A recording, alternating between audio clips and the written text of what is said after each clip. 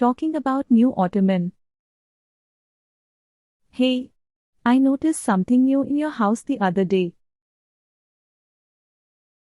Is that a new ottoman you have in your bedroom? Oh, you noticed? Yes, it's a new ottoman I recently got. I thought it would be a nice addition to the room.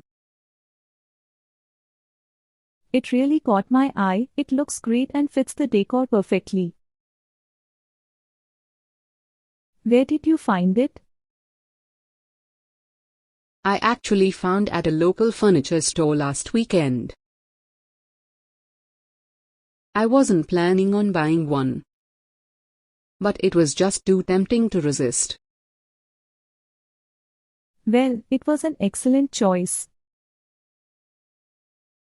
The color and design are lovely. Does it serve a specific purpose, or is it more for decoration? It's a bit of both, actually. It's quite functional as I can use it as an extra seat when we have guests over. Plus, it doubles as a coffee table if I place a tray on top of it. So, it's both practical and decorative. That's clever.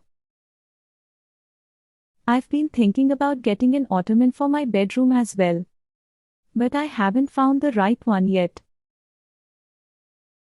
When looking for an ottoman, consider the size and shape to ensure it fits your space and complements your existing furniture. Also, think about the material, whether you want fabric, leather, or something else. And of course, choose a color or pattern that matches your decor. Thanks for the advice. I'll keep that in mind when I go ottoman shopping.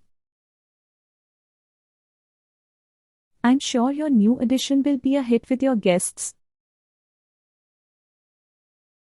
I hope so, and when you decide to get one for yourself,